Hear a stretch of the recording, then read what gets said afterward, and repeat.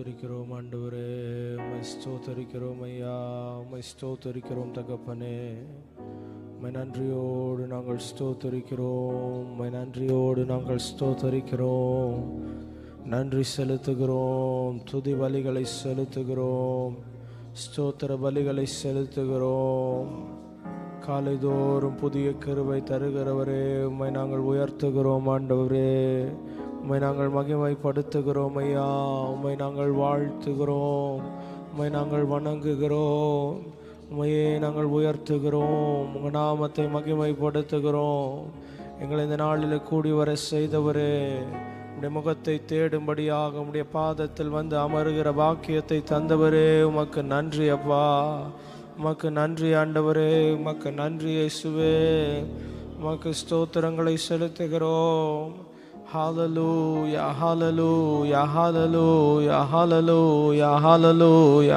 எல்லாரும் வாய்களை திறந்து சத்தம் உயர்த்தி கர்த்தருடைய நாமத்தை ஸ்தோத்தரிக்கலாமா?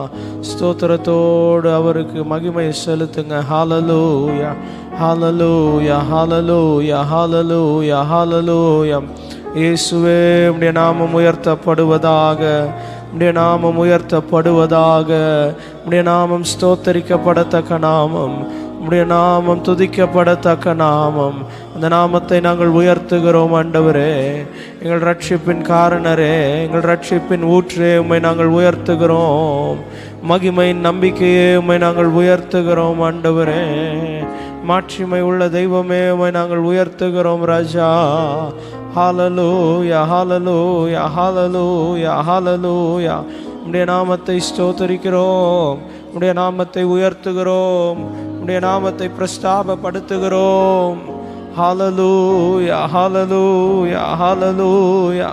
இயேசுவே, நீர் நல்லவர், நீர் நல்லவர், நீர் நல்லவர். எங்களுக்காக ஜீவன் தந்தவரே, நீர் நல்லவர். எங்களை மீட்டவரே, நீர் நல்லவர். உமக்கு கோடான கோடி ஸ்தோத்திரங்களை நாங்கள் செலுத்துகிறோம் ஆண்டவரே. We praise your name, we praise your name, we praise your name. உம்முடைய நாமத்தை நாங்கள் ஸ்தோத்தரிக்கிறோம், உம்முடைய நாமத்தை நாங்கள் ஸ்தோத்தரிக்கிறோம், உம்முடைய நாமத்தை நாங்கள் ஸ்தோத்தரிக்கிறோம். கர்த்தர் எங்களுக்கு நல்லவராய் இருந்திருக்கிறீர் ஆண்டவரே. நன்மையான ஈவுகளை எங்க வாழ்க்கையில தந்திருக்கிறீங்கப்பா. அதற்காக உமக்கு நன்றி செலுத்துகிறோம் ஆண்டவரே, உமக்கு நன்றி செலுத்துகிறோம் தேவனே. வேதம் சொல்லுகிற வண்ணமாக நன்மையான எந்த ஈவும் பூரணமான எந்த வரமும் ஜோதிகளின் பிதாவினிடத்திலிருந்து இறங்கி வருகிறதாயிருக்கிறது. ஜோதிகளின் பிதாவினிடத்திலிருந்து, பரலோகத்திலிருந்து இறங்கி வந்த ஜீவ அப்பம் நானே என்று இயேசு சொன்னார். வானத்திலிருந்து பிதாவினிடத்திலிருந்து நமக்கு வந்த மிக சிறந்த ஈவு, மிக சிறந்த பூரணமான வரம் இயேசு கிறிஸ்துவே. அவர் மூலமாய் கிடைத்த ரட்சிப்பு நமக்கு ஒரு ஈவாக இருக்கிறது. இது உங்களால் உண்டானதில்ல, இது தேவனுடைய ஈவு என்று வேதம் சொல்லுகிறது. தேவனுடைய ஈவு நித்திய ஜீவனாயிருக்கிறது. நாம் பெற்றிருக்கிற ரட்சிப்பு, நமக்கு நம்பிக்கையாய் கொடுக்கப்பட்டிருக்கிற நித்திய ஜீவன் எல்லாம் இயேசுவாகிய அந்த பூரணமான வரத்திற்குள் நமக்கு கிடைத்திருக்கிறது. அவருக்கு நன்றி பலிகளை நாம் செலுத்த கடமைப்பட்டிருக்கிறோம். ஹல்லேலூயா ஹல்லேலூயா ஹல்லேலூயா. செய்த நன்மையாயிரங்கள் சொல்லி சொல்லி வாடுவே. செய்த நன்மையாயிரங்கள் சொல்லி சொல்லி பாடுவே. இந்த நன்மையை எண்ணி பார்த்து, சிலுவையில் அவர் நமக்கு சம்பாதித்து தந்த நன்மைகளை எண்ணி பார்த்து எல்லாரும் எழும்பி நின்று கர்த்தருடைய நாமத்தை சேர்ந்து மகிமைப்படுத்தலாமா? ஹல்லேலூயா. நன்றி பலிபீடம் கட்டுவோம், நல்ல தெய்வம் நன்மை செய்தார். நன்றி பலிபீடம் கட்டுவோம், நல்ல தெய்வம் நன்மை செய்தார். செய்த நன்மை ஆயிரங்கள் சொல்லி சொல்லி பாடுவே. செய்த நன்மை ஆயிரங்கள் சொல்லி சொல்லி பாடுவே. நன்றி நன்றி தகப்பனே, நன்மை செய்திரே. நன்றி தகப்பனே, நன்மை செய்திரே. ஜீவன் தந்து நீர் அன்பு கூர்ந்தீர், பாவம் நீங்கிட கழுவி விட்டீர்.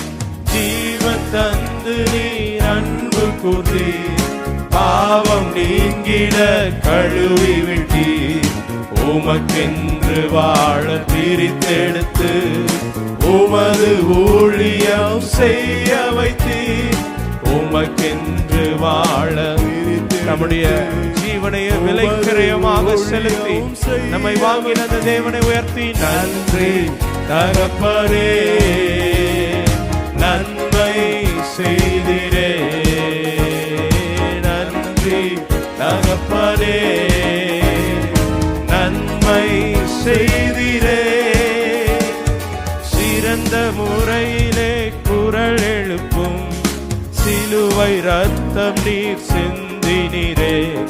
சிறந்த முறையிலே குரல் எழுப்பும் சிலுவை ரத்தம் நீர் சிந்தினீரே. இரத்த கோட்டைக்குள் வைத்து கொண்டு எதிரி நுழையாமல் காத்து கொண்டீர். இரத்த கோட்டைக்குள் அந்த சிலுவையின் மேன்மையை எண்ணி, அதனால் நமக்கு கிடைத்த ஈவுகளை எண்ணி பார்த்து நன்றி தகப்பனே, நன்மை செய்திரே. நன்றி தகப்பனே, நன்மை செய்திரே. இருளின் அதிகாரம் அகற்றி விட்டீர், இயேசு அரசுக்குள் சேர்த்து விட்டீர். சொல்லுங்க, இருளின் அதிகாரம் சிலுவையிலே அந்த இருள் ஒளியாய் மாறினதற்காக நன்றி செலுத்தி உமக்கு சொந்தமாய் வாங்கி கொண்டு உரிமை சொத்தாக வைத்துக் கொண்டீர். உமக்கு சொந்தம் தமக்கென்று நம்மை விலைக்கிரயம் கொடுத்து வாங்கின அந்த தேவனை உயர்த்தி அந்த மேன்மை எண்ணி நன்றி தகப்பனே, நன்மை செய்திரே. நன்றி தகப்பனே, நன்மை செய்திரே. நன்றி பலிபீடம், நன்றி பலிபீடம் கட்டுவோம். நல்ல தெய்வம் நன்மை செய்தார். நன்றி பலிபீடம் கட்டுவோம். நல்ல தெய்வம் செய்த நன்மை, செய்த நன்மையாயிரங்கள் சொல்லி சொல்லி பாடுவேன். செய்த நன்மைகளை எண்ணி சிலுவையினால் எனக்கு கிடைத்த நன்மைகள் ஏராளம், அந்த ரத்தத்தினால் எனக்கு கிடைத்த நன்மைகள் ஏராளம். செய்த நன்மையாயிரங்கள் சொல்லுவோம், சொல்லி சொல்லி செய்த நன்மைக்காக சொல்லி சொல்லி பாடுவேன். நன்றி தகப்பனே, நன்றி தகப்பனே, நன்மை செய்திரே. மரணத்தின் மூலமா எனக்கு நீர் செய்த நன்மை, எனக்கு நீர் பாராட்டின கிருபை பெரியது. நன்றி தகப்பனே, ரட்சிப்பாகிய ஈவுக்காக நன்றி, நித்திய ஜீவனாகிய ஈவுக்காக நன்றி. இயேசுவே நன்றி செலுத்துகிறோம். உடைய பூரணமான வரங்களுக்காக நன்றி. இருளின் அதிகாரம் அகற்றி விட்டி, இயேசு அரசுக்குள் சேர்த்து விட்டி. இருளின் அதிகாரம் அகற்றி விட்டி. என் வாழ்க்கையில என்னை அந்த ராஜ்யத்தில் சேர்த்தவரே, உமக்கு சொந்தமாய் வாங்கி கொண்டு உரிமை சொந்தம். நேற்றைக்கு நாம் கேட்டோம் அல்லவா, இந்த சிலுவை நமக்கு விலைக்கிரயமாக இருக்கிறது. நன்றி தகப்பனே, விலைக்கிரயம் கொடுத்து வாங்கினீங்களே ஆண்டவரே. விலை போகாத இந்த பாத்திரத்தை விலை கிரையம் கொடுத்து வாங்கினீங்களேப்பா, உமக்கு நன்றி செலுத்துறேன். நன்றி தகப்பனே, நன்றி தகப்பனே, நன்மை செய்திரே. நன்றி தகப்பனே, நன்மை. எல்லாரும் சேர்ந்து கல்வாரி சிலுவையினால் என் சாபங்கள் உடைந்ததையா. கல்வாரி சிலுவையினால் என் சாபங்கள் உடைந்ததையா. ஆபிரகாமின் ஆசீர்வாதங்கள் இந்த அடிமைக்கு கிடைத்ததையா. மிகப்பெரிய இந்த ஈவுக்காக நன்றி அப்பா. இந்த அடிமைக்கு கிடைத்ததையா. கரங்களை உயர்த்தி நன்றி நன்றி நன்றி நன்றி நன்றி நன்றி. பாடுவோம், மகிழ்வோம், கொண்டாடுவோம் அப்பா சமூகத்தில். பாடி மகிழ்ந்து கொண்டாடுவோம், பாடுவோம். இயேசுவை கொண்டாடி, அவர் சிலுவையிலே செய்து முடித்த பணியை கொண்டாடி. Celebrate the finished work on the cross. பாடுவோம், மகிழ்வோம், கொண்டாடுவோம் அப்பா சமூகத்தில். பாடி மகிழ்வோம். இயேசுவே உம் இரத்தத்தால் என்னை நீதிமானாய் மாற்றினீரே. இயேசுவே யாராலும் மாற்ற முடியாத, யாராலும் அழிக்க முடியாத என் பாவங்களை எல்லாம் மன்னித்தவரே. பரிசுத்த ஆவி தந்து உம் அன்பை ஊற்றினீரே. பரிசுத்த ஆவி தந்து உம் அன்பை ஊற்றினீரே. நன்றிப்பா, நன்றி நன்றி.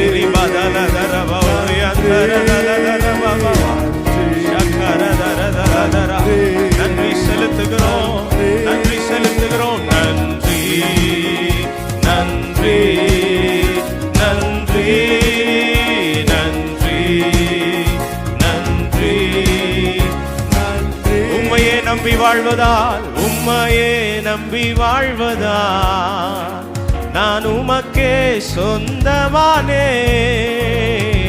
உம்மையே நம்பி அவருக்கு சொந்தமாய் நம்மை கொண்டதுதான் நமக்கு கிடைத்த மிகப்பெரிய சொத்து, மிகப்பெரிய பாக்கியம்.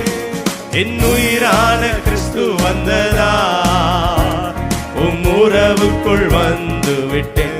அந்த சிலுவை பாவமாகிய நடு சுவரை எடுத்துவிட்டு நம்மை பிதாவோடு இணைத்து பிள்ளைகள் என்கின்ற உறவை தந்ததை எண்ணி நன்றி நன்றி. சிலுவைக்காக நன்றி, உம்முடைய பாடுகளுக்காக நன்றி, நீர் சிந்தின விலையேற பெற்ற இரத்தத்திற்காக நன்றி இயேசுவே. நன்றி செலுத்தி பாடுவோம், மகிழ்வோம், கொண்டாடுவோம் அப்பா சமூகத்தில். பாடி மகிழ். We celebrate your cross of Jesus.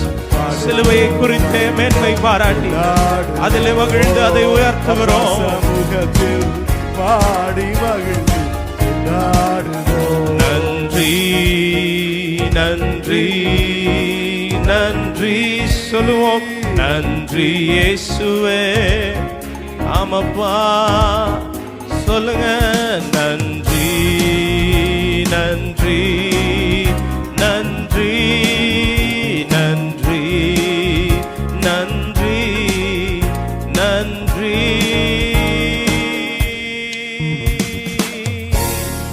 ஹல்லேலூயா. நீர் செய்த நன்மைகளுக்காக நன்றி, உம்முடைய ஈவுகளுக்காக நன்றி ஆண்டவரே.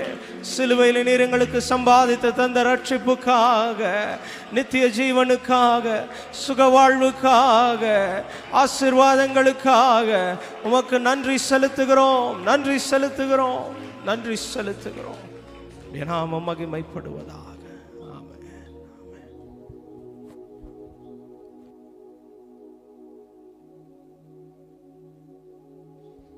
முழங்கால் படிட்டு ஆண்டுடைய முகத்தை இந்த கால வேளையிலே அதிகாலை வேளையிலே நாம் நோக்கி பார்ப்போம். இந்த நாள் ஆண்டவர் உண்டு பண்ணின நாள். இதில் களி கூர்ந்து மகிழும்படியான கிருபையை ஆண்டவர் நமக்கு தரும்படி கைகளை உயர்த்தி, ஆண்டவரே இந்த நாளை ஆண்டவரை நீர் எங்களுக்கு தந்திருக்கிறீங்க, சுவாசத்தை தந்திருக்கிறீங்க. எல்லாம் வாயை திறந்து ஆண்டவரை நன்றியோடு துதிக்கலாமா?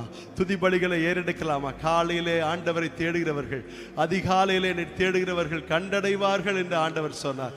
இந்த கால வேளையிலே கண்டடையத்தக்கதான ஒரு கிருபையை நமக்கு தந்து, சுகம் தந்து, பலன் தந்து, ஆரோக்கியம் தந்து, ஆண்டவரே உமக்கு நன்றி என்று சொல்வோமா? Thank you Jesus for this day. ஆண்டவரே இந்த நாளை எங்களுக்கு நீங்க கொடுத்ததற்காக நன்றி அப்பா. ஒரு நாள் பிறப்பதை அறியாயே என்று வேதத்தில் வாசிக்கிறோம். இந்த கால வேளையிலே ஆண்டவரே உம்முடைய சமூகத்தில் வரும்படியாக ஒரு நாளை எங்களுக்கு தந்ததற்காக நன்றி ஆண்டவரே. உள்ளத்தின் ஆழத்திலிருந்து நன்றி செலுத்துகிறோம் ஐயா. இந்த கால வேளையில உம்முடைய கிருபையினாலே எங்களை மூடி மறைத்துக் கொள்ளுங்கப்பா. உம்முடைய கிருபை அளவிட முடியாத கிருபை, புதிய கிருபை இந்த கால வேளையிலே தாங்கப்பா.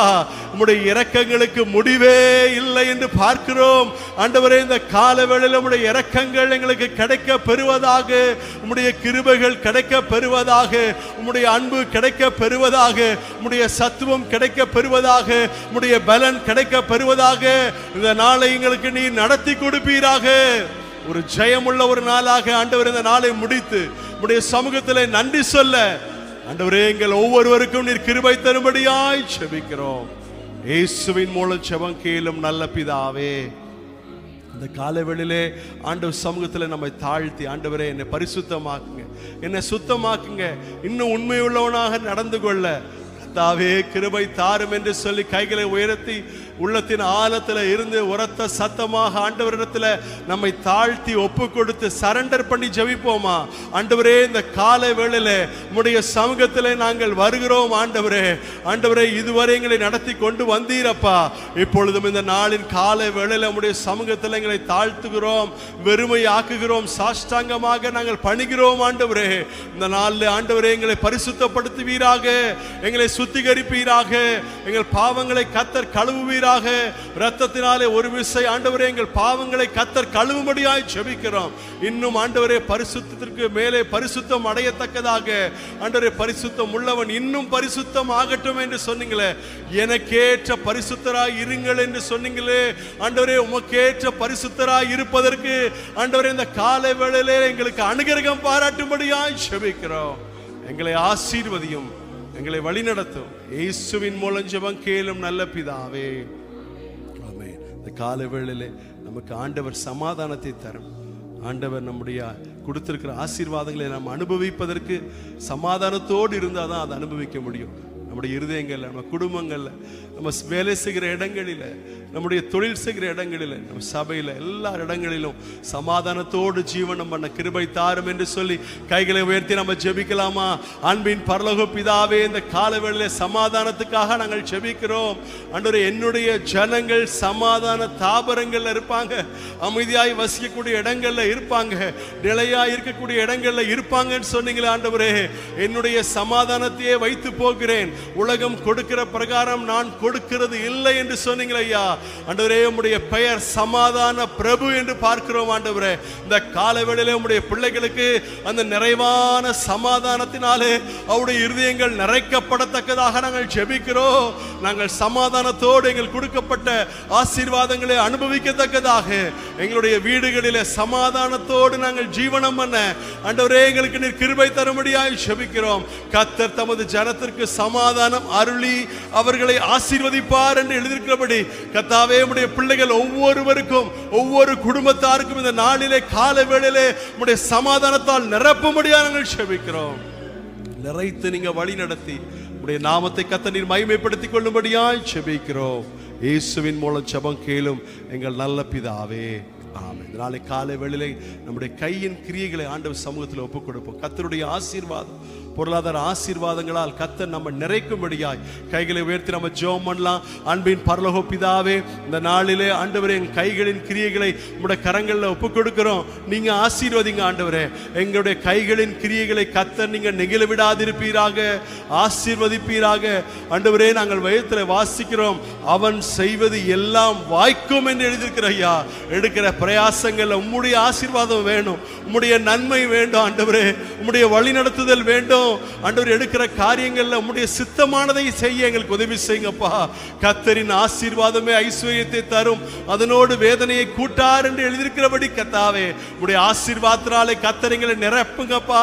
எங்கள் வீடுகளை கர்த்தர் நிறைக்க முடியாது நாங்கள் செபிக்கிறோம்.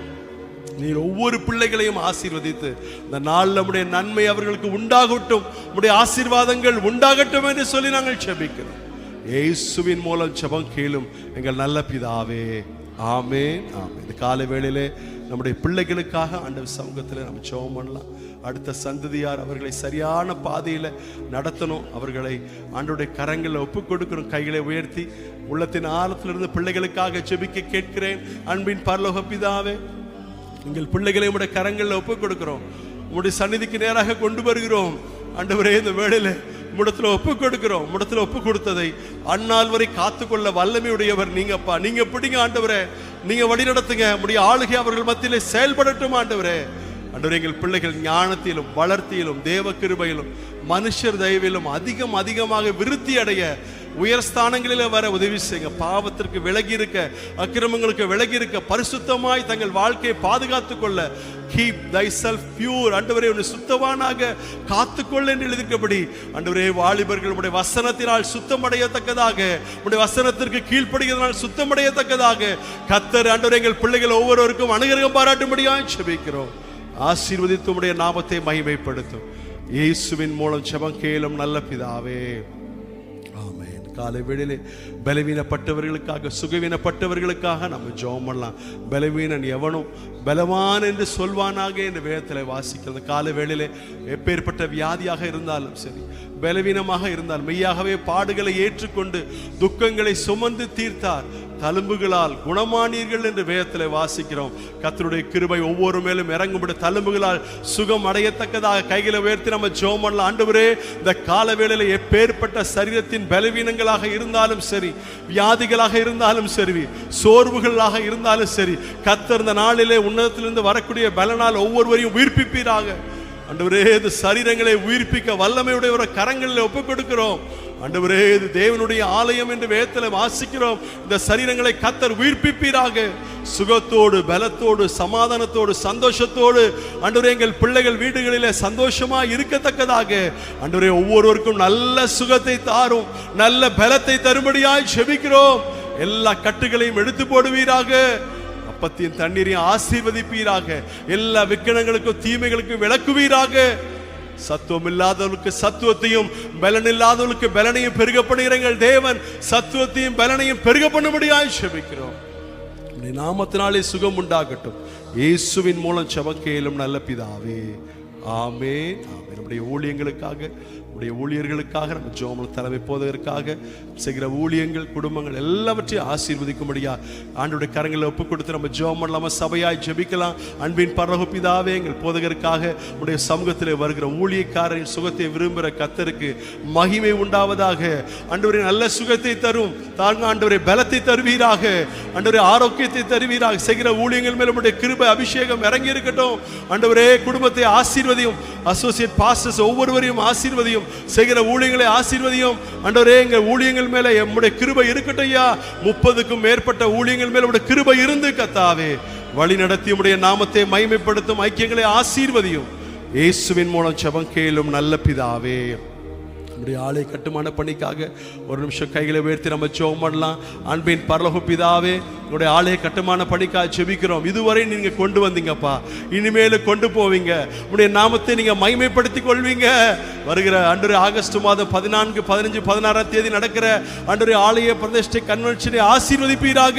உங்களுடைய கிருபை கூட இருந்து வழி நடத்தி உங்களுடைய நாமத்தை கர்த்தர் மகிமைப்படுத்தும். தேவைகளை சந்தி உங்களுடைய நாமம் மகிமைப்படட்டும். ஆண்டவரே, நேர்த்தியாய் முடித்து உங்களுடைய நாமத்தை நாங்கள் அந்த நாளிலே மகிமைப்படுத்த, அந்த பிரதிஷ்டை நாளிலே உடைய மகிமையை நாங்கள் பிரத்யட்சமாய் நாங்கள் காணத்தக்கதாக கர்த்தர் உதவி செய்யும்படியாக ஜெபிக்கிறோம். உமக்கே நாங்கள் துதி செலுத்துகிறோம். இப்பொழுது உடைய வார்த்தைக்காக வருகிறோம். ஆண்டவரே, செய்தி கொடுக்கிற தாசனை நீ மறைத்து இந்த நாளிலே நீர் வெளிப்படும்படியாக ஜெபிக்கிறோம்.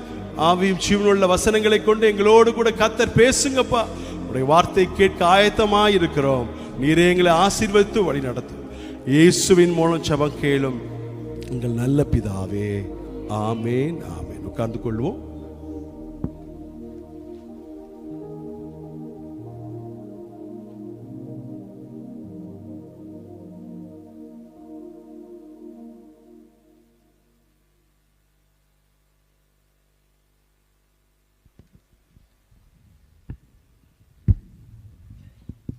Praise the Lord.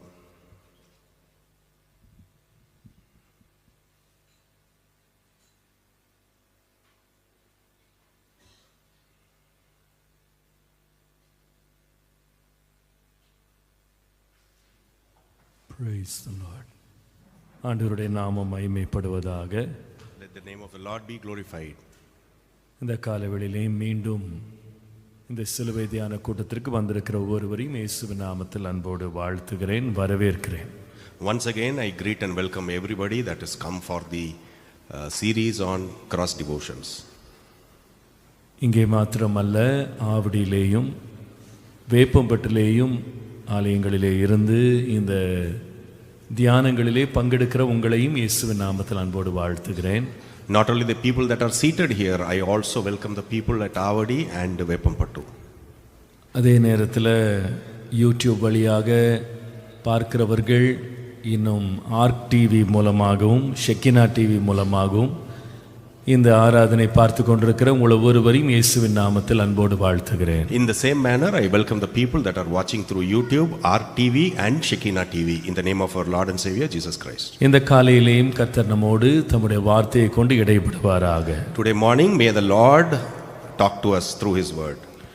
1 கொரிந்தியர் 2ஆம் அதிகாரம் 2ஆம் வசனம். Let's turn our Bibles to 1 Corinthians 2:2.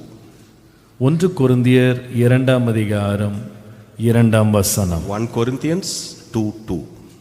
இயேசு கிறிஸ்துவை சிலுவையில் அறையப்பட்ட அவரையே அன்றி வேறு ஒன்றையும் உங்களுக்குள்ளே அறியாதிருக்க தீர்மானித்திருந்தேன்.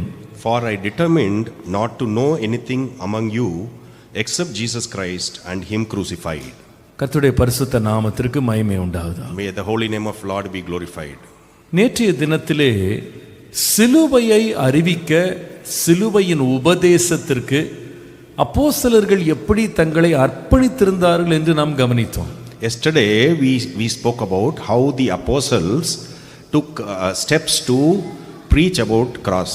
அவர்களுக்கு சிலுவை மாத்திரமே முக்கியமான உபதேசமாய் தெரிந்தது. அதை மறைப்பதற்கு அவர்களுக்கு விருப்பமில்லை. For them, for the apostles, it was the most important sermon in their lives and they did not want to hide it from anybody. நேற்றுக்கு நாம் கவனித்தோம் அப்போஸ்தலர் நடபடிகள் 2ஆம் அதிகாரம் 36ஆம் வசனத்துல, When we read Apostles 2:36, அங்கே நாம் பார்க்கிறோம், ஆக்ட்ஸ்ல அங்கே நாம் பார்க்கிறோம், முதலாவது பிரசங்கத்தை பேதுரு செய்த பொழுது சிலுவையை குறித்து அங்கே அவர் குறிப்பிட்டதை நாம் பார்க்கிறோம். Peter spoke the first sermon, he spoke about the cross. முதல் பிரசங்கத்திலேயே சிலுவையை பற்றி பேசினார். In his first sermon, he spoke about the cross. இரண்டாவது நாம் கவனித்தோம் அப்போஸ்தலர் நடபடிகள் 5ஆம் அதிகாரம் 29 33 வசனங்கள்ல. Secondly, we also read Acts 5:29-33. அங்கே பேதுருவும் மற்ற அப்போஸ்தலர்களும் உபத்திரவப்படுத்தப்பட்டாங்க.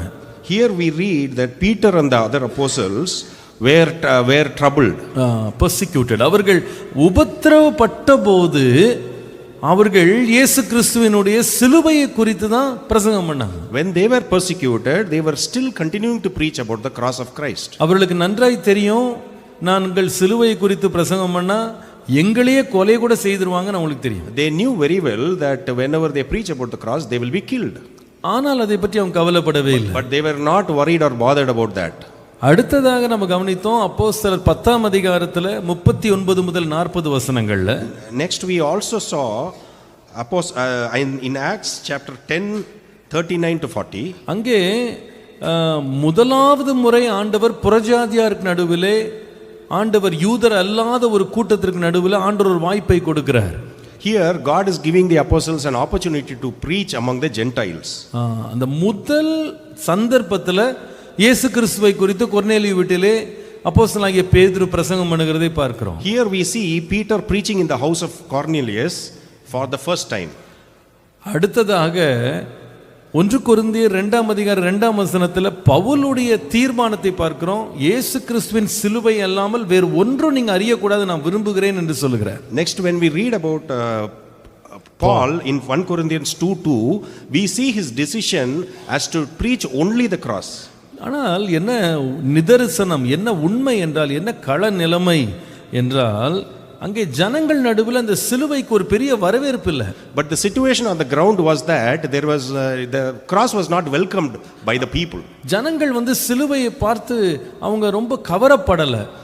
They were not worried about the cross. Impressed. They were not impressed. அவங்க கவரப்படலை. They were not impressed about the cross. பாருங்க, யூதர்கள்ட்ட போய் பிரசங்கம் பண்ணா அவங்க சிலுவையை பற்றி அவங்க கவலைப்படலை. அவங்க ஒரு அடையாளம் வேணும்னு அவங்க எதிர்பார்த்துட்டு இருந்தாங்க. When they went and preached to the Jews, they were not impressed by the cross, but they wanted a sign. அந்த யூதர்களுக்கு சிலுவை ஒரு தடைக்கல்லாக இருந்தது. For the Jews, cross was a stumbling block. அப்ப கிரேக்கர்ட்ட போகிறார். Now when we go to the Greeks, கிரேக்கர்களை பார்த்தா சிலுவை அவங்களுக்கு இம்ப்ரெசிவா இல்லை, அவங்களுக்கு இன்ட்ரெஸ்டிங்கா இல்லை. அவங்களுக்கு எது முக்கியம்னு சொன்னா அவங்களுக்கு ஞானம் வேணும் அப்படின்னு தேடிட்டு இருக்காங்க. So the cross was not impressive or interesting to the Greeks, but they wanted wisdom. இந்த கிரேக்கர்கள்ட்ட சிலுவையை கொண்டு சொல்ல போனா அந்த சிலுவை ஒரு பைத்தியம் மாதிரி தெரியுது அவங்களுக்கு. So when the apostles were preaching to the Greeks about the cross, it was foolishness for them. இதை தான் நாம் 1 கொரிந்தியர் 1ஆம் அதிகாரம் 22 லிருந்து 23ஆம் வசனம் வரைக்கும் படிக்கிறோம். We read this in 1 Corinthians 1:22 to 23. ஆனாலும் இவ்வளவு எதிர்ப்புகள், தடைகள், வரவேற்பில்லாமல் போனாலும் சிலுவையை குறித்த உபதேசத்துக்கு இந்த அப்போஸ்தலர்கள் மிகுந்த அர்ப்பணிப்புள்ளவர்களா இருந்தாங்க. In spite of all the pushback from the people, the apostles were very keen and particular to preach about the cross. நேற்றைக்கு நாம கவனித்தோம், ஏன் இவ்வளவு முக்கியத்துவம் கொடுத்தாங்க என்றால், Yesterday we spoke about why so much of importance was given to the cross. முதலாவது காரணம், அப்போஸ்தலர்கள் இந்த சிலுவையின் மூலமாய் கொடுக்கப்பட்ட ரட்சிப்பு எவ்வளவு விலையேற பெற்றது என்பதை அறிந்திருந்தாங்க. That the first primary reason was that the apostles knew the value of the cross. Value of salvation, ரட்சிப்பினுடைய விலை. The value of the salvation of the cross. ஏன்னா இந்த ரட்சிப்பு என்பது பணத்தினாலோ பொருளினாலோ வாங்கப்பட முடியாத, அடைய முடியாத ஒரு காரியம். That is because salvation cannot be purchased by paying money. அப்படிப்பட்ட ஒரு விலையேற பெற்றது ரட்சிப்பு. Hence it was so expensive and valuable. Salvation was so expensive. அவங்க என்ன கவனிச்சாங்கன்னு சொன்னா, do you know what they were looking into? ஒரு அடிமையை எப்படி ஒருவன் பணத்தை கொடுத்து அவனை மீட்கும் பொருளாக அவனை பெற்றுக்கொள்வானோ அதே போல ஒரு பாவியை தேவன் ரத்தத்தினாலே மீட்டு கொண்டார் என்று கவனித்தாங்க. Similar to how a slave was purchased by paying a price, the apostles understood clearly about the blood that was paid for salvation. The value of ransom, எப்படி அதை ஒரு கிரயமாக ஆண்டவர் கொடுத்தார். God paid a ransom to purchase them for salvation. இதை குறித்து நான் நேற்றைக்கு இரவு உட்கார்ந்து தியானித்துக் கொண்டிருந்தேன். I was meditating about this yesterday night. கிரயத்திற்கு கொல்லப்பட்டீர்களே என்ற வார்த்தை ஏன் பயன்படுத்தப்பட்டது? Why is this ransom word used here? ஏனென்றால் அந்த அப்போஸ்தலர்கள் அந்த விலையை அறிஞ்சு வச்சிருந்தாங்க. That is because the apostles knew the price or the ransom. இன்னைக்கு அந்த விலையை குறித்து பேச போறேன். Today we are going to talk about this ransom. இன்னைக்கு என்னுடைய தியானத்தின் தலைப்பு விலையேற பெற்ற இயேசுவின் இரத்தம். Today we are going to talk about the expensive price of the blood of Christ. The precious blood of Jesus. இயேசு கிறிஸ்துவின் விலையேற பெற்ற இரத்தத்தை குறித்து இன்றைக்கு நம்ம கவனிக்க போறோம். Today we are going to talk about the precious blood of Christ. மூன்று காரியங்களை இன்றைக்கு நம்ம கவனிக்க போறோம். Today we are going to look into three things. முதலாவது, இந்த இயேசுவின் இரத்தம் எப்படி விலையேற பெற்றது? Firstly, how is this blood of Christ so precious? ஒரு வேத பகுதியை வாசித்து அதில் உள்ள மூன்று சத்தியங்களை நாம் இன்றைக்கு கவனிக்க போகிறோம். Today we are going to read one passage and look at three truths from this passage. 1 பேதுரு 1ஆம் அதிகாரம் 18 முதல் 19ஆம் வசனம். 1 Peter 1:18 to 19. உங்கள் முன்னோர்களால் பாரம்பரியமாய் நீங்கள் அனுசரித்து வந்த வீணான நடத்தை நின்று அழிவுள்ள வஸ்துக்களாகிய வெள்ளியினாலும் பொன்னினாலும் மீட்கப்படாமல் குற்றமில்லாத மாசற்ற ஆட்டுக்குட்டியாகிய கிறிஸ்துவின் விலையேற பெற்ற இரத்தத்தினாலே மீட்கப்பட்டீர்கள் என்று அறிந்திருக்கிறீர்களே. Knowing that you were not redeemed with corruptible things like silver or gold from your aimless conduct received by tradition from your fathers, but with the precious blood of Christ as a lamb without blemish and without spot. கர்த்தருடைய நாமத்திற்கு மகிமை உண்டாவதாக. Glory be to the name of the Lord. இங்க இந்த வெளியேற பெற்ற ரட்சிப்பை குறித்து படிக்கிறோம். Here we are reading about this valuable salvation. இந்த வெளியேற பெற்ற ரட்சிப்பு எதினாலே வந்தது என்றால் இரத்தத்தினாலே வந்தது. How are we getting this valuable salvation? We are getting it through blood. இந்த வெளியேற பெற்ற இரத்தம் முதலாவது ஒரு காரியத்தை நமக்கு சொல்லுகிறது. This valuable blood is telling us one important thing. அங்கே ஒரு வார்த்தையை நான் முதலாவது கோடிட விரும்புகிறேன். I want to highlight one word from this passage. முதலாவது 19ஆம் வசனத்தை பாருங்க. If you look at verse number 19, இந்த இரத்தம் யாருடைய இரத்தம்? whose blood is this? அங்கே வாசிக்கிறோம், ஆட்டுக்குட்டியாகிய கிறிஸ்துவின் விலையேற பெற்ற இரத்தத்தினால் மீட்கப்பட்டீர்கள். Here it clearly says that we were redeemed by the blood of Christ as of a lamb without blemish and without spot. முதலாவது நான் இந்த ஒரு விலையேற பெற்றதுக்கு நான் சொல்லுவேன். முதலாவது இது எப்படிப்பட்ட இரத்தம் என்று சொன்னால், ஏன் விலையேற பெற்றது என்று சொன்னால், இது கனத்திற்குரிய விலை பெற்ற ஒரு இரத்தம். Why are we saying that this is so precious? It is because it is a honorable price of the blood. ஏன் இதை நான் கனத்திற்குரியது என்று சொல்றேன்? Why am I saying it is honorable? இந்த இரத்தம் யாருடைய இரத்தம் தெரியுமா? Because whose blood is this? இந்த இரத்தம் ஆட்டுக்கடாக்களுடைய இரத்தம் அல்ல. This is not the blood of lamb. இது இது காளைகளின் இரத்தம் அல்ல. It is not the blood of bulls.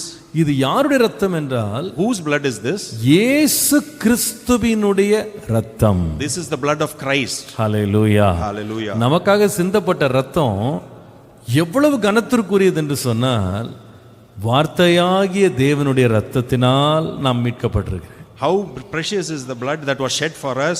We have been redeemed by the blood of Christ. நீங்கள் எபிரேயர் 9ஆம் அதிகாரம் 12 முதல் 14 வசனங்களை வாசிக்கும்போது, if you read Hebrews 9:12 to 14, அங்கே நாம் வாசிக்கிறோம், வெள்ளாட்டுக்கடா இளங்காளை இவைகளுடைய இரத்தத்தினாலே அல்ல, தம்முடைய சொந்த இரத்தத்தினாலும் ஒரே தரம் மகா பரிசுத்த ஸ்தலத்தில் பிரவேசித்து நித்திய மீட்பை உண்டு பண்ணினார். here we read, not with the blood of goats and calves, but with his own blood he entered the most holy place once for all, having obtained eternal redemption. யாருடைய இரத்தம்? Whose blood is this? நாங்க வாசிக்கிறோம், தம்முடைய சொந்த இரத்தத்தினாலே. It is by his own blood.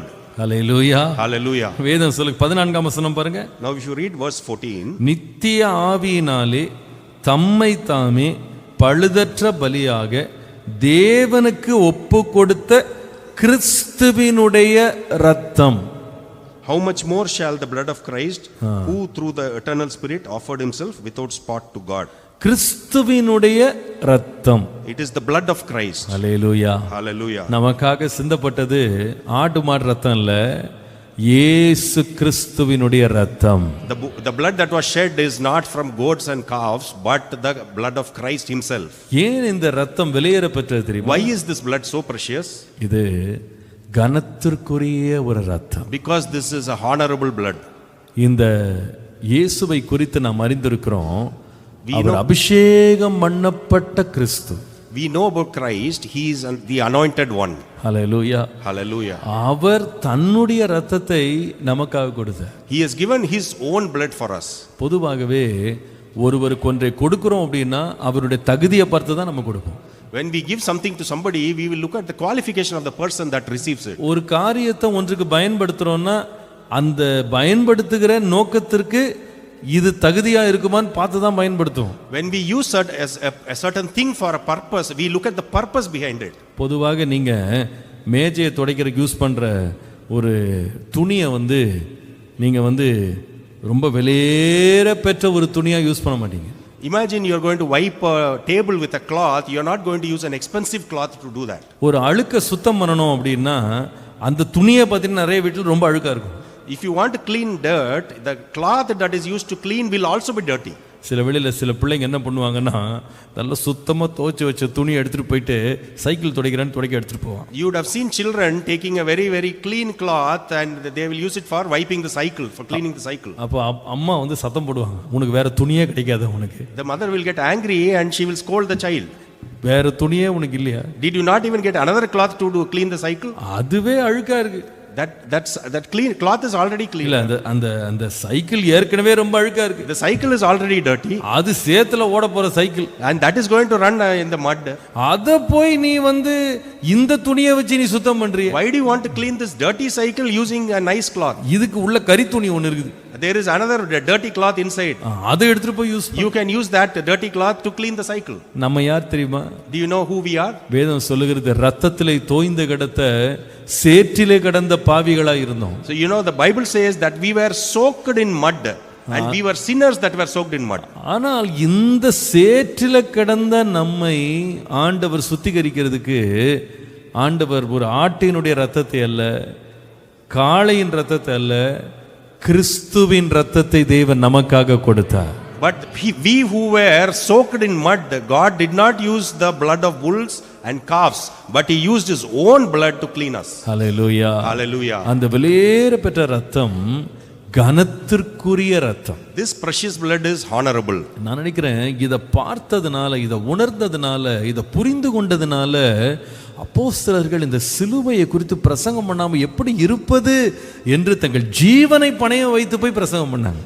Because I believe the apostles had realized this point very well, and hence they were even ready to sacrifice their life and they were willing to preach about the இந்த cross. காலையில தேவன் நமக்காய் கொடுத்த அவருடைய கனத்திற்குரிய ரத்தத்தை நம்ம தியானிப்போமானால் நாம் தேவனுக்கு மிகுந்த நன்றி உள்ளவர்களாய் இருப்போம். Today morning, if we are going to meditate about this precious blood, we will be very thankful to the Lord. ஆண்டவரே, கனத்திற்குரிய உம்முடைய ரத்தத்தை போய் எனக்கு கொடுத்தீரா? Oh Lord, you have given me that honorable blood for me. ஆண்டவரே, என்னை நீங்க சுத்திகரிக்கிறதுக்கு உம்முடைய ரத்தத்தை கொடுத்தீரா? Lord, you have given me your honorable blood to clean me. எவ்வளவு பெரிய பாக்கியசாலிகளாய் நாம் We இருக்கிறோம். are so lucky. Hallelujah. Hallelujah. இரண்டாவது, ஏன் இது வெளியேறப்பெற்ற ரத்தம்? Secondly, why is this so precious? Why is this blood so precious? 1 பேதுரு 1 19 திரும்ப வாசிப்போமானா, If we read 1 Peter 1:19 once again, அங்கே நாம் வாசிக்கிறோம், இயேசுவின் ரத்தம் எப்படிப்பட்ட ரத்தம் என்றால் குற்றம் இல்லாத மாசற்ற ஆட்டுக்குட்டி ஆகிய கிறிஸ்துவின் விலையேற பெற்ற இரத்தத்தினாலே மீட்கப்பட்டீர்கள் என்று அறிந்திருக்கிறீர்களே. here we read about the quality of blood that was shed for us. It says, but with the precious blood of Christ as of a lamb without blemish and without spot. எவ்வளவு அருமையா இருக்கு பாருங்க. See, it is so fantastic. இது எப்படிப்பட்ட ரத்தம்? What type of blood is ஏன் this? இது விலையேற பெற்ற ரத்தம்? Why is this blood so precious? இரண்டாவது நான் சொல்லுவேன், இந்த ரத்தம் ரொம்ப பரிசுத்த விலை நிறைந்த ரத்தம். Secondly, I would say this blood is very, very extremely holy. பரிசுத்த ரத்தம். It is a holy blood. அதை குறித்து வாசிக்கிறோம், குற்றமே இல்லாத மாசற்ற ஆட்டுக்குட்டியாகிய கிறிஸ்துவின் விலையேற பெற்ற ரத்தம். Here we read clearly that it is a blood without blemish, without spot, and it is the blood of the Lamb of Christ. ஓ ஹல்லேலூயா.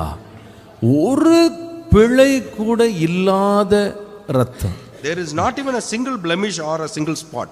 இப்படிப்பட்ட ஒரு ரத்தத்தை இந்த உலகத்துல யாருமே கொண்டு இல்லை. Nobody in this world has such a blood. வேதம் சொல்லுகிறது, ரத்தம் என்பது ஒரு மனுஷனுடைய ஜீவனாக இருக்கிறது. The Bible says blood has life. இந்த ஜீவன் எப்படிப்பட்டது? நம்ம வச்சிருக்கிற ஜீவன் எப்படிப்பட்டதுன்னு கேட்டா, நாம் எல்லாருமே பாவம் செய்து தேவ மகிமை அற்றவர்களா மாறிட்டோம். What is the life that we possess? All of us have sinned and fallen short of the glory of God. வேதம் சொல்லுகிறது, நம்முடைய தாய் நம்மை பாவத்திலே கருத்தரித்தாள், துர்குணத்திலே நாம் உருவானோம். And the Bible clearly says my mother has conceived me in sin. நான் துர்க்குணத்திலே உருவானேன். And I was formed in sin. இப்படிப்பட்ட ஒரு நிலை தான் என்னுடைய நிலை. This is the situation I am in. ஆனால் வேதம் சொல்லுகிறது, But the Bible says, இந்த பாவத்துல கிடக்கிற எனக்கு ஆண்டவர் மாசில்லாத தூய ரத்தத்தை ஆண்டவர் எனக்கு கொடுத்தாராம். for such a person The Lord has shed his own blood which is without blemish or without any spot. அவ்வளவு சுத்தமான ரத்தத்தை எனக்காக கொடுத்தார். This blood is extremely clean, very clean. Hallelujah, Hallelujah. Hallelujah. Hallelujah. சில வேளையில பாருங்க, நம்ம வீடுகளில் நீங்க இதை அனுபவிச்சிருக்கீங்களா தெரியல, நம்ம வீடுகளில் எண்ணெய் வச்சிருப்போம். You would have experienced this in your homes. We will have oil in our homes. உதாரணமா தேங்காய் எண்ணெய் பார்த்திருக்கீங்களா? For example, you will have coconut oil in your homes. இந்த தேங்காய் எண்ணெயை நீங்க சரியா மூடி வைக்கலனா உள்ள ஃபுல்லா எறும்பு போய் இறங்கிரும். If you do not close the lid of the bottle, you would see a lot of ants that will enter the bottle. இல்லையா? இப்போ சில எண்ணெய் எல்லாம் ரொம்ப பழைய எண்ணெயா வர மாதிரி இருக்கும். Some oils will be very very old oils. இந்த பழைய எண்ணெய் என்ன பண்ணுவாங்கன்னா, பொதுவா பாத்தீங்கன்னா ஷூ துடைக்கிறதுக்கு அல்லது எதையாவது பேக்கை பாலிஷ் பண்றதுக்கு, இந்த மாதிரி அழுக்கான காரியங்களை துடைக்கிறதுக்கு இந்த பழைய எண்ணெயை யூஸ் பண்ணுவாங்க. So when the oil gets old, we generally use this oil to polish the shoes or clean the bags, etc. And we will generally use it to clean. ஆனா நீங்க ஒரு புது பாட்டில் நல்ல விலை உயர்ந்த எண்ணெய் எடுத்துட்டு பாருங்களேன். But when you bring a new bottle and an expensive oil to your houses, நீங்க அதை எடுத்துட்டு போயிட்டு பேக்கை துடைக்கிறதுக்கு ஷூவை துடைக்கிறதுக்கெல்லாம் எடுக்க மாட்டீங்க. You will not use such an oil to wipe your bags or clean your shoes. ஏன் அது எடுக்க மாட்டோம்னா, இதை துடைக்கிறதுக்கு இந்த பழைய எண்ணெய் போதும். Why we will not use these expensive oils? It is because to clean up these things we can use old oil. இந்த புது எண்ணெய்லாம் விலையேற பெற்ற ஒரு ஆகாரத்தை ஆயத்தம் பண்றதுக்கு இதுல நான் கொஞ்சம் எடுத்து வைக்கிறேன்னு பத்திரமா வச்சிருக்கேன். So these new oils we will generally use it for cooking some dishes and for expensive things. இல்லையா? எது ரொம்ப எக்ஸ்பென்சிவ் நினைச்சிட்டோமோ அது அடிக்கடி நம்ம எல்லாத்துக்கும் பயன்படுத்த மாட்டோம். When you find something is very expensive, we will not generally use it much. எது ரொம்ப சுத்தமா இருக்கோ, நம்ம இங்கிலீஷ்ல சொல்லுவாங்க virgin oil சொல்லுவாங்க, purified oil, அந்த ஆயில் ஃபர்ஸ்ட் குவாலிட்டி ஆயிலை சாதாரணமா துடைக்கிறதுக்கெல்லாம் யூஸ் பண்ண மாட்டோம். You would have heard of virgin oil, which is very extremely expensive and very clean. We do not use such oils to clean up things. ஆனா வேதம் சொல்லுகிறது, நம்மை சுத்திகரிக்கிறதுக்கு ஆண்டவர் பயன்படுத்தின ரத்தம் எப்படிப்பட்ட ரத்தம் என்றால் மாசற்ற தூய ரத்தம். But the Bible clearly says God uses his own blood which is without blemish or spot to clean us. அது பரிசுத்தமான ரத்தம். This blood is very holy. Hallelujah. Hallelujah. எதற்காக இந்த பரிசுத்த ரத்தத்தினால் நம்மை சுத்திகரித்தார் தெரியுமா? Why do you know why he cleaned us up with this precious holy blood? நீங்கள் எபேசியர் 5ஆம் அதிகாரம் 25 லிருந்து 27 வசனங்களை வாசிக்கும்போது, If you read Ephesians 5:25 to 27, அங்கே நாம் வாசிக்கிறோம், புருஷர்களே உங்கள் மனைவிகளில் அன்பு கூறுங்கள், அப்படியே கிறிஸ்துவும் சபையிலே அன்பு கூர்ந்து அதை திருவசனத்தை கொண்டு தண்ணீர் முழுக்கினால் சுத்திகரித்து பரிசுத்தமாக்குகிறதற்கும், கரை திரை முதலானவைகள் ஒன்றும் இல்லாமல் பரிசுத்தமும் பிழையற்றதுமான மகிமையுள்ள சபையாக அதை தமக்கு முன்பாக நிறுத்திக் கொள்வதற்கும் தம்மை தாமே அதற்காக ஒப்பு கொடுத்தார் என்று வாசிக்கிறோம். Here we read, husbands love your wife just as Christ also loved the church and gave himself for her, that he might sanctify and cleanse her with the washing of water by the sword. எப்படிப்பட்ட சுத்தம் வரணும்னு அவர் விரும்பினாரா? What is the type of cleanliness he is expecting? வேதம் சொல்லுகிறது, கரை திரை முதலானவைகள் ஒன்றும் இல்லாத பரிசுத்த பிழையற்ற மாசற்ற மகிமையுள்ள சபையாக தனக்கு முன்னாக நிறுத்தணும். He wants to present his people as a glorious church, not having any spot or wrinkle. எவ்வளவு அருமையா இருக்கு பாருங்க. See how wonderful it is. இப்போ எதுக்கு ஆண்டவர் தன்னுடைய பரிசுத்த ரத்தத்தை கொடுத்தார் தெரியுமா? Do you know why God has given his own holy blood for us? வேதம் சொல்லுகிறது, நாமும் அவருக்கு முன்பாக பரிசுத்தமா இருக்கணுமா? That is because we should also be holy in front of him. எப்படிப்பட்ட பரிசுத்தம் என்று கேட்டா, What type of holiness is that? அவர் பரிசுத்தரா இருக்கிறது போல நாமும் பரிசுத்தமா இருக்கணும். Because he is holy, we should also have the same kind of holiness in us. அவரை போலவே நாம் பரிசுத்தமா இருக்கணும். We should also be holy like him. அதனால தன்னுடைய பரிசுத்த ரத்தத்தை நம்மை கழுவ தேவன் பயன்படுத்தினார். And hence he has given his own holy blood to clean us. Hallelujah. Hallelujah. நம்ம மேல வைத்த அன்பு எவ்வளவு பெருசு தெரியுமா? Do you know the magnitude of the love that he has kept on us? நம்ம மேல ஆண்டவர் வைத்த கரிசனை இரக்கம் எவ்வளவு பெரியது தெரியுமா? Do you know the size of the care and the mercy that he has put on us. நான் வேதம் சொல்லுகிறது நம்மை அவரை போல மாற்றணும்னு அவர் தீர்மானம் பண்ணார். The Bible says he decided to change us like him. அவரை போலவே சுத்தமா இருக்கணும். He wants us to be clean like him. அவரை போலவே பரிசுத்தமா இருக்கணும். He wants us to be holy like him. அவரை போல நீதியா இருக்கணும். He wants us to be righteous like him. ஆகவே நம்மை அவருடைய தூய இரத்தத்தினால கழுவினார். And hence he has cleaned us using his holy blood. நம்ம மேல எவ்வளவு எதிர்பார்ப்பு வைத்திருக்கிறார் Do பாருங்க. you know the amount of expectation that he has on us? Hallelujah. Hallelujah. ஆண்டவரே என்னை உம்மை போல மாற்றதுக்கு நீங்க வைத்த திருசித்தத்துக்காக உமக்கு நன்றி. Lord, I thank you so much for all the expectation that you have put for me on ஆண்டவரே me. என்னை உம்மை போல மாற்ற நீர் சித்தம் கொண்டதுக்காக உமக்கு நன்றி. Your decision to change me like you, I thank you for that. ஆண்டவரே உம்மை போல மாற்ற நீர் வைத்திருந்த நோக்கத்துக்காக நன்றி. Your expectation to change me like you, I thank you for that. Hallelujah. Hallelujah. முதலாவது என்ன ரத்தம் இது? What kind of blood is this? இது கனத்திற்குரிய ரத்தம். This blood is honorable. இரண்டாவது இந்த ரத்தம் பரிசுத்த ரத்தம். Secondly, this blood is holy. இந்த ரத்தம் ஏன் விலையேற பெற்றது? Why is this blood so expensive? நீங்கள் 1 பேதுரு 1 18 இருந்து 19 திரும்ப வாசிக்கும்போது, If you read 1 Peter 1:18-19, அங்கே நாம் வாசிக்கிறோம், உங்கள் முன்னோர்களால் பாரம்பரியமாய் நீங்கள் அனுசரித்து வந்த வீணான நடத்தையினின்று அழிவுள்ள வஸ்துக்களாகிய வெள்ளியினாலும் பொன்னினாலும் மீட்கப்படாமல் குற்றமில்லாத மாசற்ற ஆட்டுக்குட்டியாகிய கிறிஸ்துவின் விலையேற பெற்ற இரத்தத்தினாலே மீட்கப்பட்டீர்கள் என்று அறிந்திருக்கிறீர்களே.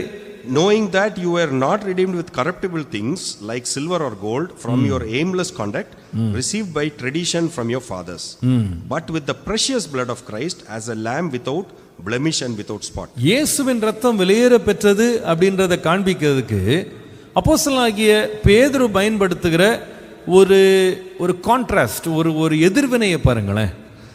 Peter wants to prove that the blood of Christ is very precious, and Peter is trying to prove that. You can see the contrast that is mentioned here. 18ஆம் வசனத்துல சொல்லுகிறாரு, நீங்கள் அழிவுள்ள வஸ்துக்களாகிய வெள்ளியினாலும் பொன்னினாலும் மீட்கப்படல.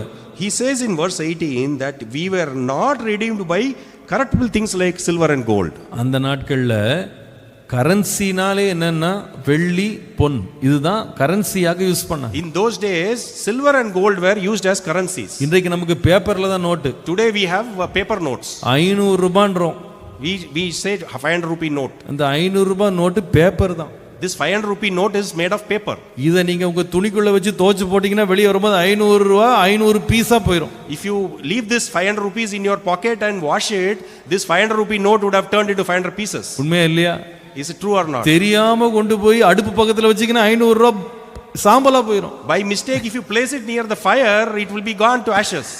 இதுதான் 500 ரூபாய்னு சொல்லிக்கிறோம் இன்னைக்கு. This is what we call as 500 rupees. ஆனால் அன்றைக்கு காகிதத்துல அவங்க அடிக்கல. But in those days it was not made of paper.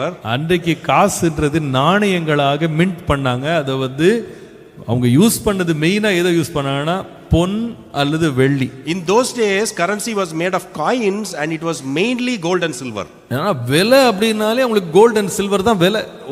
It is because only gold and silver were precious those days. ஆனால் பேதுரு சொல்றாரு, இங்க பாருங்க, கோல்டு சில்வர் வைத்து ஆண்டவர் உங்களை மீட்டு கொள்ளல, அதை விட விலையேற பெற்றவருடைய ரத்தத்தினால் மீட்டு கொண்டார். So here Peter clearly says that he did not redeem you using that silver and gold, but with something much more precious than silver and gold. அப்போ இயேசுவின் ரத்தம் எப்படிப்பட்ட ரத்தம்? So what kind of blood is blood of Christ? மூன்றாவது சொல்லுவேன், I will come to மிகுதியான விலை பெற்ற ரத்தம் இயேசுவின் ரத்தம். So thirdly I will say the blood of Christ has a heavy price.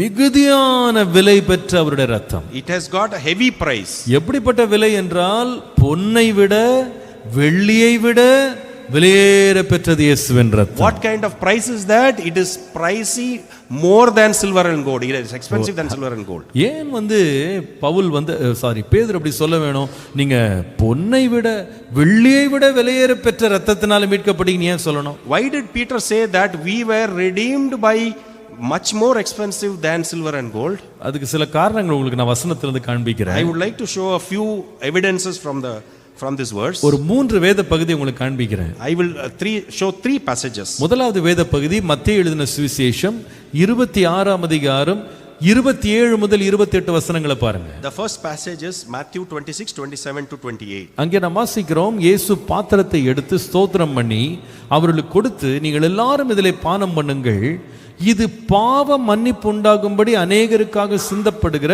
புது உடன்படிக்கைக்குரிய என்னுடைய இரத்தமாயிருக்கிறது.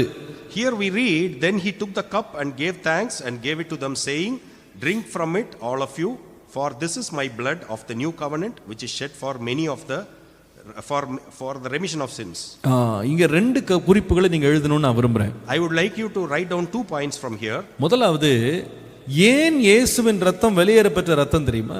Do you know why the blood of Christ is so precious? முதலாவது எழுதுங்க, அது பாவ மன்னிப்பை கொடுக்கிற இரத்தம். Firstly, please write, it gives you forgiveness. எழுதுங்க, Please write it down. பாவ மன்னிப்பை கொடுக்கிற இரத்தம். This blood gives you forgiveness.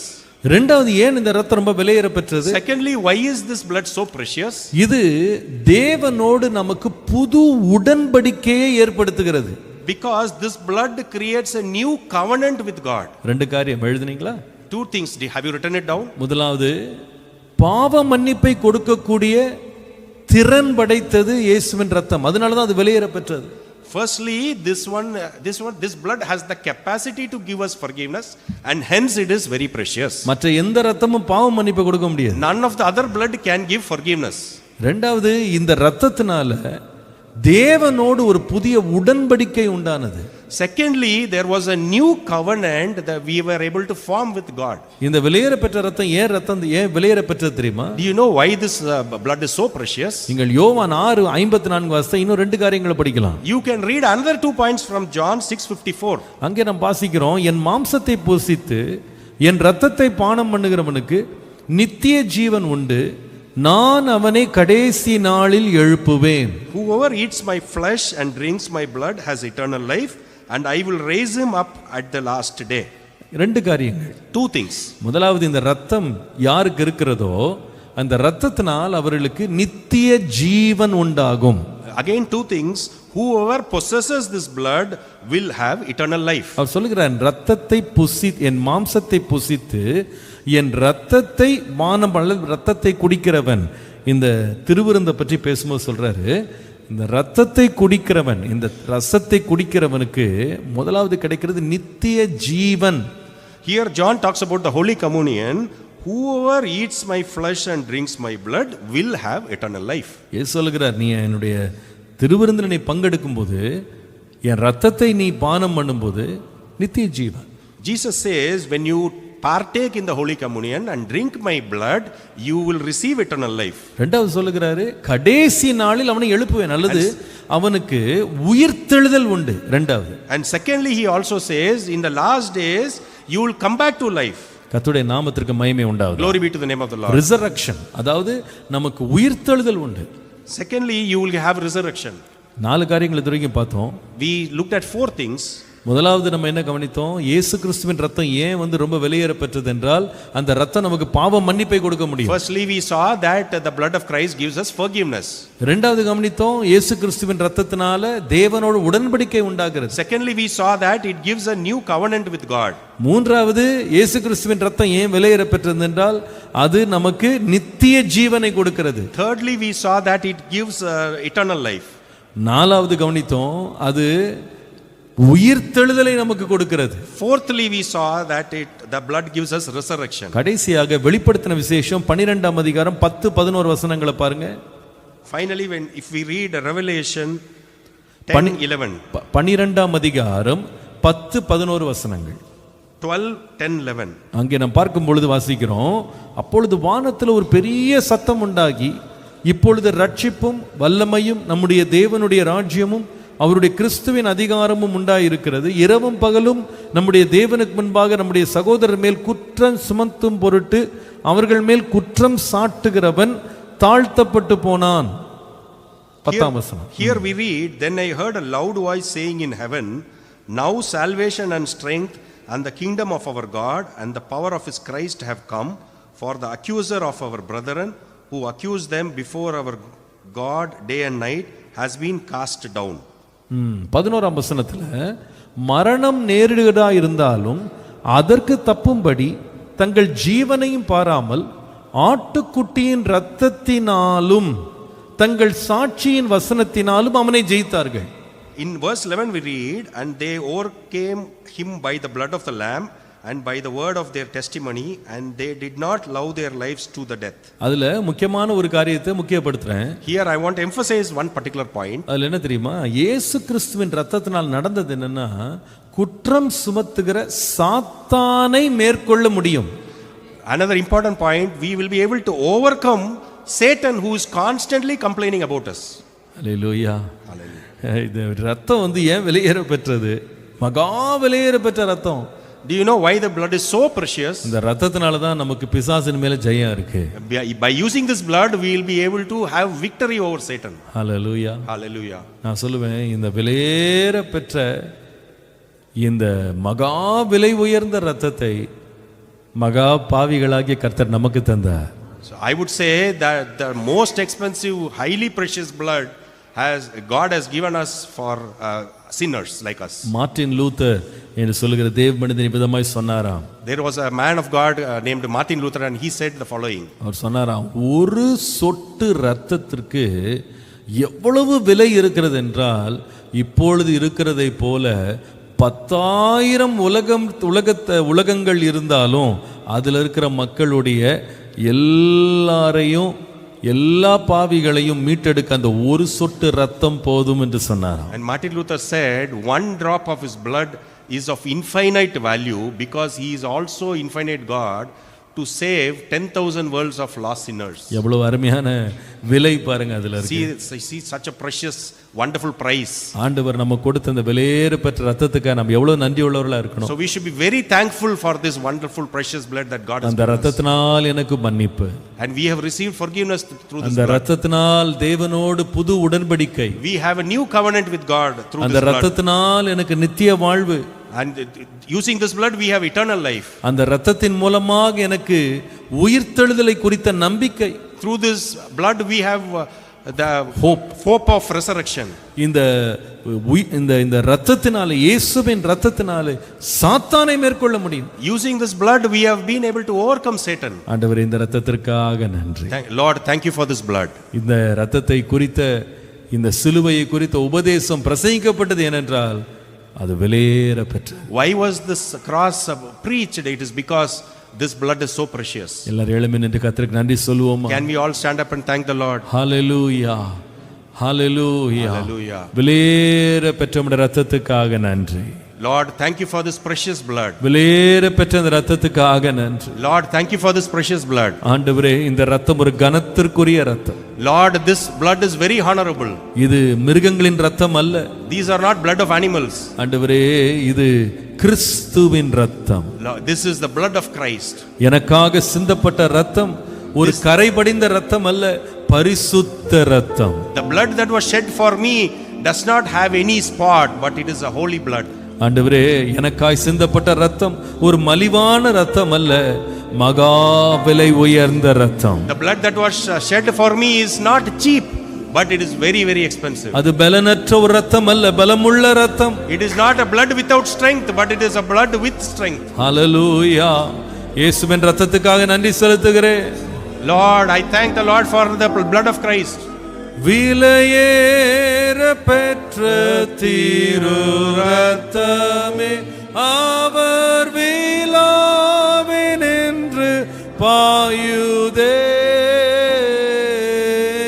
விலையேற பெற்ற திரு இரத்தமே, அவர் விழாவினின்று பாயுதே. விலையேற பெற்றோ நாயனை மாற்ற விலையாக ஈந்தனரே. விலையேற பெற்றோ நாயனை மாற்ற விலையாக ஈந்தனரே. கரங்களை உயர்த்தி இன்னொரு முறை சொல்லுவோம். விலையேற பெற்ற திரு ரத்தமே அவர் வீணாவினின்று பாயுதே. விலையேற பெற்ற திரு ரத்தமே அவர் வீணாவினின்று பாயுதே. விலையேற பெற்றோனா என்னை மாற்ற விலையாக ஈந்தனரே. விலையேற பெற்றோனா என்னை மாற்ற விலையாக ஈந்தனரே. ஆண்டவரே, இந்த காலை வேளையில எங்களுடைய ரட்சிப்புக்காக நீர் கொடுத்த விலைக்காக உமக்கு நன்றி செலுத்துகிறோம். Lord, in this morning hour, we thank you for giving us your blood to save us. எவ்வளவு விலையேற பெற்ற ரத்தத்தை எங்களுக்காய் சிந்தினீர். You have shed this precious blood for us. ஆண்டவரே, உம்முடைய அன்பு எவ்வளவு பெரியது. Lord, your love is so big. எங்கள் மேல் வந்த தயவு எவ்வளவு பெரியது. Your mercy on us is so big. ஆண்டவரே, அதை நாங்கள் ஒவ்வொரு நாளும் நினைவு கூற கிருபை தார். Help us to be reminded of this each day. நாங்கள் பெற்ற இரக்கத்திற்கு நன்றி உள்ளவர்களாய் இருக்க கிருபை தார். Lord, help us to be thankful for this mercy and grace you have given us. ஆண்டவரே, இந்த இரக்கத்திலே, இந்த தயவிலே, நாங்கள் கிருபையிலே நாங்கள் மறைந்து எப்பொழுதும் உமக்கு நன்றியோடு வாழ கிருபை தாங்க. Lord, help us to be very thankful and hide ourselves with this grace and mercy ஆண்டவரே, that you have given us. தொடர்ந்து எங்களை பரிசுத்தப்படுத்தும்.